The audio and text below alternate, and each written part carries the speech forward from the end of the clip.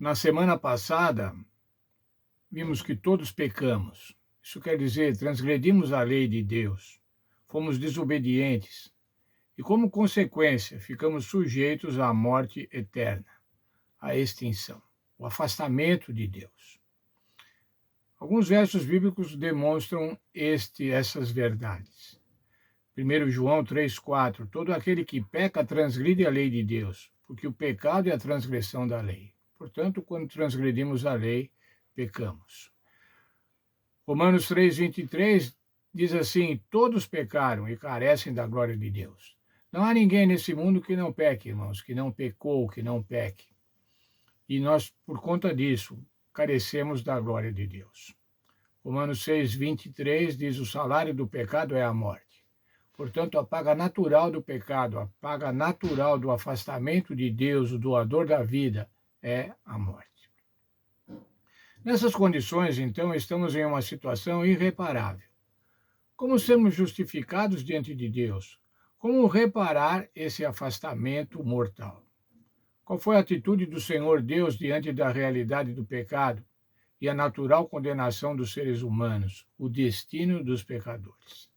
Nessa semana, nós vamos analisar o que a Bíblia diz, o que a Bíblia ensina sobre a resposta de Deus ao problema humano do pecado, o nosso problema. Qual foi a atitude de Deus? Como Deus atuou após o pecado do ser humano? Depois da queda da humanidade, Deus não permaneceu distante do céu, indiferente à nossa miséria. No tempo determinado, Jesus, o Filho de Deus, desceu à semelhança da carne humana para realizar uma operação de resgate.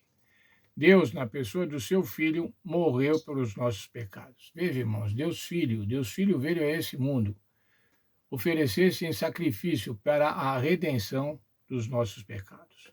Na cruz, Cristo pagou o alto preço da justiça pela nossa salvação.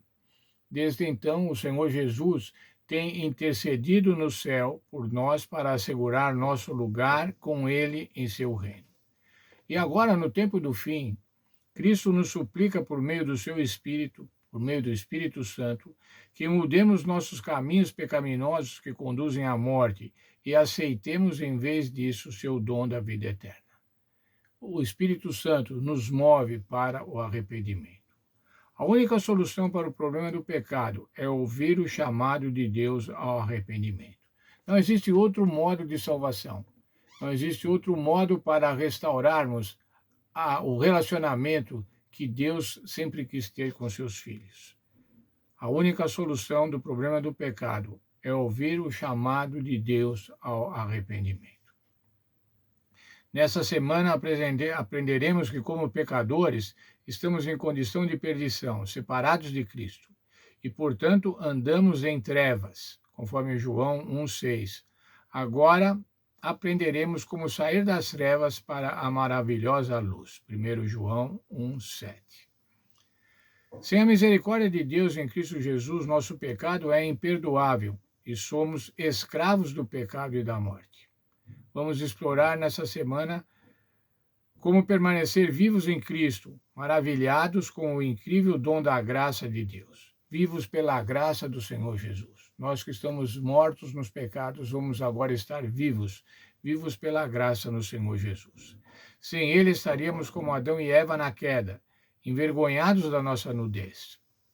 Veremos também como a graça de Deus nos cobre, assim como cobriu um Adão e uma Eva arrependidos. A graça do Senhor Jesus Cristo nos cobre com a sua justiça. Nosso verso para memorizar ensina o que é necessário fazer para solucionar o problema dos nossos pecados. 1 João 1,9. Se confessarmos os nossos pecados, Ele é fiel e justo para nos perdoar os pecados e nos purificar de toda injustiça. Veja, irmãos, 3 verbos importantes aí. Confessar. Confessarmos os nossos pecados. Dizer a Deus os nossos pecados. Verbalizar os nossos pecados. E quando fazemos isso, arrependidos, o Senhor Deus é fiel e justo para perdoar os pecados. Ele perdoa os pecados e nos purifica de toda injustiça. Quer dizer, Ele tira a nossa injustiça e coloca sobre nós a justiça do Senhor Jesus Cristo. Qual é o processo, então, irmãos? O processo é o seguinte: Primeiramente, admitir os pecados e arrepender-se. Depois, confessá-los. Quando fazemos isso, isso é a parte que nós fazemos, irmãos. Admitir, arrepender e confessar.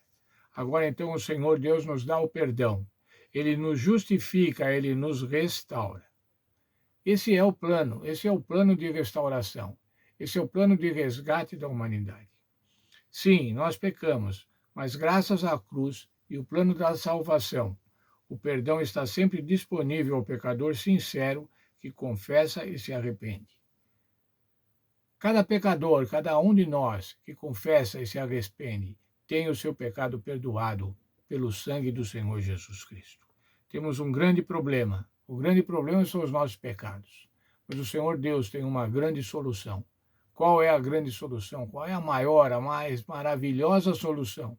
O sacrifício do Senhor Jesus Cristo, que pode atribuir a nós a justiça deste Senhor Jesus Cristo. Portanto, irmãos, vamos aprender nessa semana o que é o arrependimento e o que é o perdão.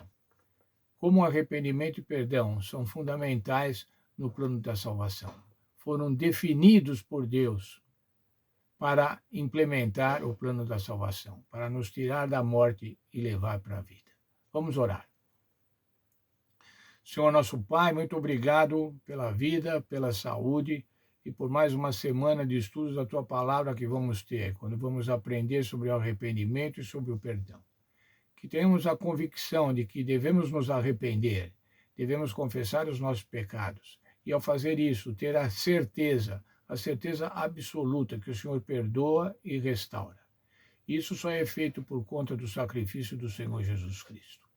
Nos abençoa, então, nesse estudo, para que possamos colocar na nossa mente, no nosso coração, essas verdades, especialmente a verdade da justificação pela fé no sacrifício do Senhor Jesus Cristo.